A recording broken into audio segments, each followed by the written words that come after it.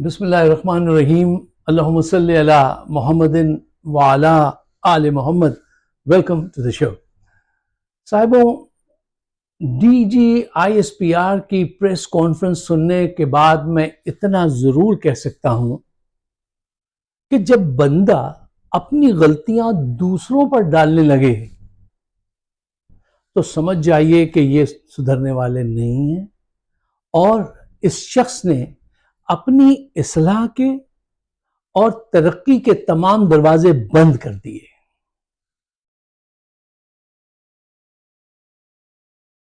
لوک دیکھیے، میں نے تمام حقائق جاننے کے باوجود دل میں کہیں 20% محبت فوج کے لیے ابھی تک چھپا کے رکھی ہوئی تھی. آج ان کی جھوٹی پریس کانفرنس سن کر وہ بھی بہہ نکلی. I mean, I don't hate them, but I have lost all the respect I once had in my heart for them. They're con artists in my eyes now. ان کی حیثیت اس سے زیادہ کچھ نہیں ہے. یہ نوسر باز ثابت ہوئے جن کو ہم کبھی اپنا دیوتا سمجھتے تھے. یہ اس سے زیادہ کچھ نہیں ہے. اب آئیے ذرا گہرائی میں اتر کے حقائق کا جائزہ لیجئے. اس پریس کانفرنس میں جب ان سے پوچھا گیا کہ کرم ایجنسی میں جو ہو رہا ہے، پارا چنار میں جو ظلم ہو رہا ہے، وہاں فوج کیوں نہیں جاتی؟ 42 بچوں کو اس دن انہوں نے مار دیا. ذرا اندازہ لگائیے کس حساب سے قتل عام ہو رہا ہے. تو انہوں نے کہا کہ نہیں، وہ لوکل لوگ جانے، لوکل مسئلہ ہے، وہ صوبے کا مسئلہ ہے، وہ جانے، ہمارا اس سے کچھ نہیں. اچھا، اگر اتنے قتل کراچی اور لاہور میں ہو جاتے تو فوج آ جاتی. یہ غیر ہیں، یہ پاکستانی نہیں ہیں. ان کی یہی باتیں ہیں جو دلوں میں داغ ڈال دیتی ہیں. بنگالیوں کے ساتھ کیا کیا تھا؟ وار میں اپنی دفاع میں سارے جہاز کھڑے کر لیے. انڈیا سے جب جنگ ہو رہی تھی تو انہوں نے کہا یار ہم پاکستانی نہیں ہیں، ہمارا کوئی دفاع نہیں کیا تم نے.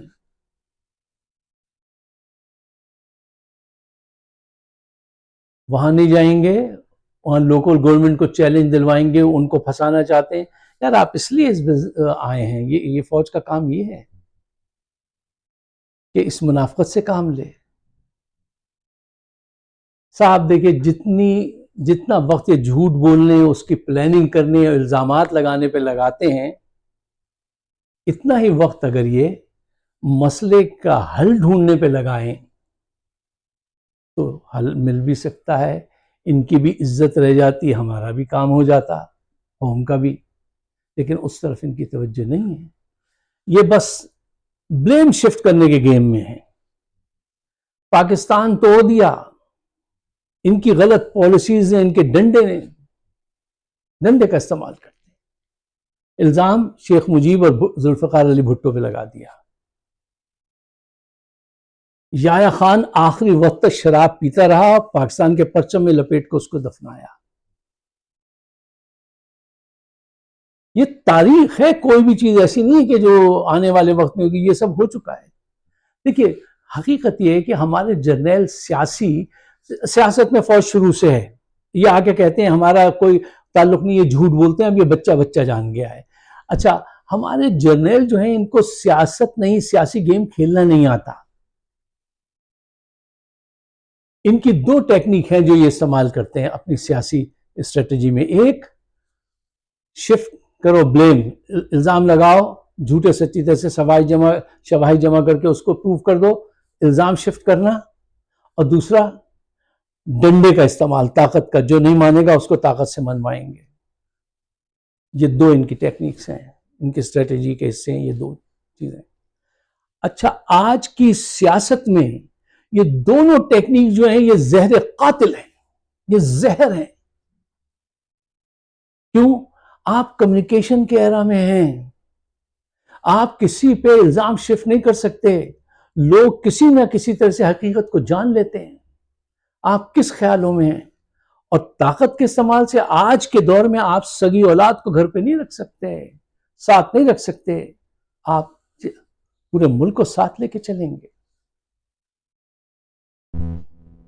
ایک دفعہ پاکستان کے ایک بہت بڑے اسکالر نے کہا تھا یہ تو فوج ہے جس نے ملک کو یکجا رکھا ہوا ہے، تو میں نے ان سے عرض کیا تھا کہ دیکھیے ملک کو یکجا آئین رکھ سکتا ہے، فوج نہیں۔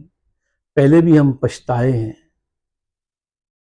اور اب پھر پچھتاوا ہوگا اگر آپ کی یہ سوچ رہی، آپ جیسے بڑے لوگوں کی سوچ یہ رہی۔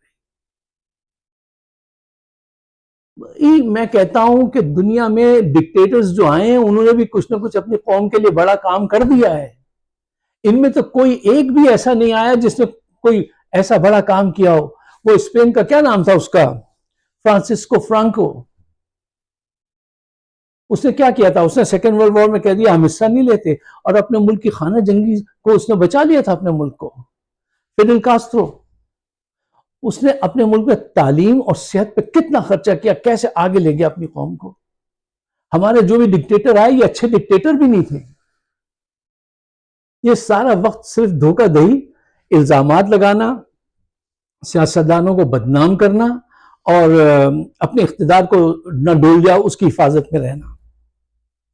ایوب خان کے دور میں مثال دیتے ہیں منگلا ڈیم اور فلانا ڈیم، وہ اس وقت ورلڈ بینک اور امریکہ پوری یہ چاہتے تھے کہ پاکستان کو ڈیولپ کریں کہ یہ ہماری ایک دفاعی اسٹیٹ ہوگا اگینسٹ روس اگر وہ اس طرف آتا ہے تو۔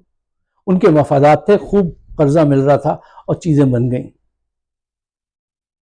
ان کے دور میں جو وہ گرین ریولوشن کی جو بات ہوئی تھی وہ کسی فوجی نے تھوڑی کی تھی، وہ ایک سویلین تھے، اور ان کے داماد ہمارے دوست ہیں یہیں پہ رہتے ہیں لانگ آئلینڈ میں، ساجد شاہ صاحب۔ تو ہمارے ڈکٹیٹرز کیا کام کر کے گئے ہیں؟ ایوب خان کی وجہ سے آدھا ملک ٹوٹا، ضیاء الحق کی وجہ سے دہشت گردی بڑھی، مشرف کے دور میں انہوں نے اس کو مار دیا اکبر بگٹی کو، اور ان کے دلوں میں زخم چھوڑ دیا۔ آج آپ ذرا انٹرنیشنل پیپرز پڑھ کے دیکھیے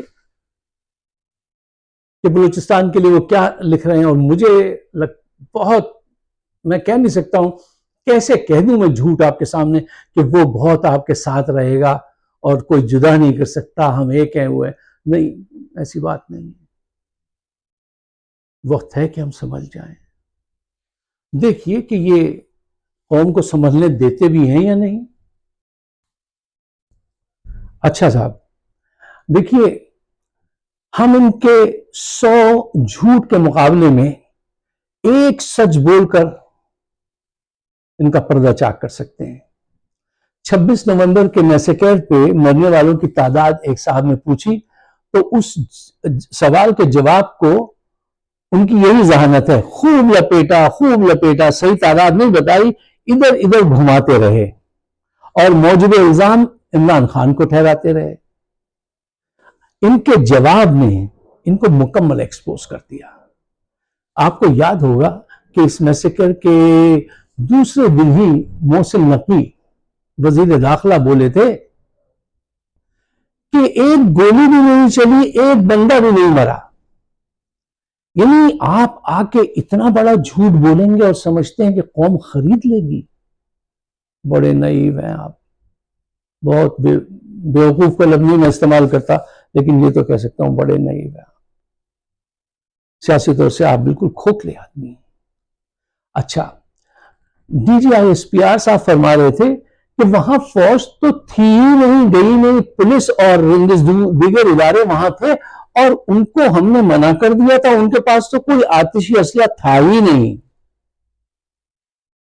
لیجیے اب ان سے پوچھئے کہ قریبی عمارتوں میں جو سنائپر وہ گھات لگا کے کھڑے ہوئے تھے وہ کون تھے، اور جب انہوں نے فائرنگ کی ہے تو علاقے کے لوگوں نے وہ آوازیں سنی، جو وہاں پریس موجود تھا اس نے اپنی نگاہوں سے دیکھا، وہ سب کچھ جھوٹ تھا۔ وہ کہہ رہے تھے، اب یہ دیکھیے کہتے ہیں سچ جاننے کے بعد، سچ دیکھنے کے بعد پھر جو سچ پہ بلیو نہ کرے وہ بے وقوف ہے۔ قوم ایسی بے وقوف نہیں ہے۔ اب سچ جان لیا، سچ دیکھ لیا، اب وہ سچ پہ بلیو کریں گے، اب تم پہ بلیو نہیں کریں گے۔ ڈی جی آئی ایس پی فرما رہے تھے کہ وہ اسلحہ لے کر آئے تھے، آتشی اسلحہ ان کے پاس تھا اور انہوں نے چلا دیا۔ دیکھیے وہ لوگ پرامن لوگ تھے اور وہ رات کو وہاں آگ تاپ رہے تھے، نغمے گا رہے تھے جب انہوں نے ان پہ فائرنگ کی ہے۔ اور بتائیے کہ 17 لاشیں جو ہیں جو دفنائی ہیں پی ٹی آئی والوں نے، وہ کہاں آسمان سے گر پڑیں یا اپنے ہی اسلحے سے اپنے لوگوں کو مار دیا؟ اور جو اتنی بڑی بھگدڑ مچی تھی وہ کیا تھی؟ کہتے ہیں یہ انہوں نے پہلے سے ایک ویڈیو بنائی تھی سوشل میڈیا نے ان کی بھگدڑ کی، اسٹیمپیڈ کی ایک، اور کہا تھا شروع میں یہ چلا دینا کہ دیکھو انہوں نے فائرنگ کی اور ایسے بھگدڑ مچ گئی ہے، یہ پہلے سے پی ٹی آئی نے تیار کر لی تھی یہ چیز۔ ہاسپٹلز کا رجسٹر وہاں سے اٹینڈنس کا کون لے کے بھاگا ہے؟ ہاسپٹلز کے ڈاکٹر کہتے ہیں ہم نے آج تک کسی رات میں اتنے مریض نہیں دیکھے جن کے جسم میں اتنی گولیاں لگی ہوئی تھیں۔ ایک ایک بیڈ پہ دو مریض تھے اور بغیر انیستھیزیا لگائے لوگوں کے جسم سے گولیاں نکالی جا رہی تھیں اور ان کی چیخیں آسمان کو چھو رہی تھیں تکلیف کے مارے۔ اندر سے لوگوں کے دل بھی پسیج جاتے ہیں نا۔ خود ان کے اندر سے کسی دیانتدار آدمی نے بتایا کہ ہاں یہ 105 لاشیں یا 150 کچھ فگر میں وہ ہے آگے پیچھے، وہ لے کر ملٹری ٹرکس پہ یہ لے کے یہاں سے بھاگے۔ اور پی ٹی آئی کہتی ہے ان کے کتنے لوگ، 100 سے اوپر لوگ غائب ہیں۔ اگر وہ تم نے نہیں مارے، کیمیکل کے ٹریٹمنٹ کر کے ان کو زمین میں نہیں دفنا دیا، کیمیکل کے ٹریٹمنٹ کے بعد پھر ہڈیاں بھی گل جاتی ہیں، تو پھر ان کو سامنے پیش کر دو۔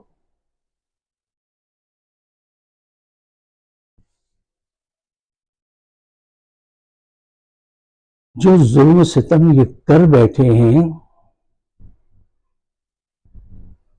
اس کا حساب روز محشر بھی ہوگا اور اس دنیا میں بہت قریب ہونے والا ہے۔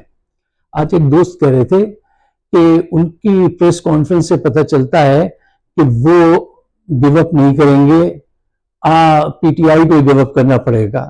میں نے کہا دیکھیے ان کی ہسٹری، ان کا مائنڈ سیٹ پڑھیے، ان کی سائیکولوجی دیکھیے، ان کا پاس ہمیشہ آدمی کا دیکھنا چاہیے۔ یہ ایسے ہی ایکٹ کرتے رہتے ہیں اور پھر ایسی تیزی سے ہتھیار ڈالتے ہیں کہ آپ حیران رہ جاتے ہیں۔ اس پاکستان میں صبح کے وقت خبریں آ رہی تھی کہ فوجیں پیش قدمی کر رہی ہیں، دشمن کے دانت کھٹے کر دیے، ہم آگے بڑھتے چلے جا رہے ہیں، اور تھوڑی دیر بعد پتہ چلا ہتھیار ڈال دیے۔ کارگل میں،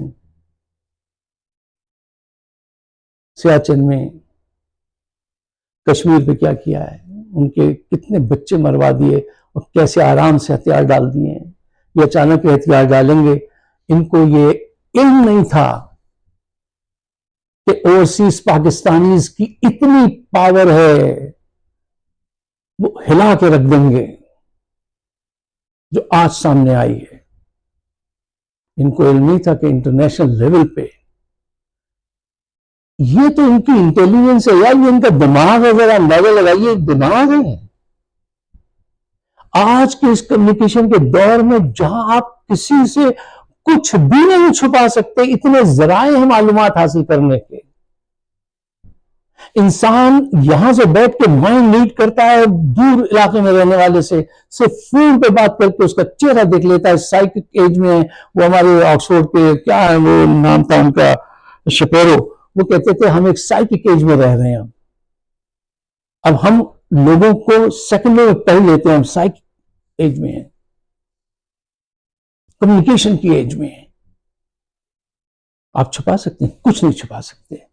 آپ اپنے کردار کو ٹھیک کر لیجئے تاکہ کچھ چھپانا نہ پڑے، لیکن یہ اپنے کردار کو ٹھیک نہیں کر رہے اور اس کا انجام میں کچھ نہ کہوں تو اچھا ہے۔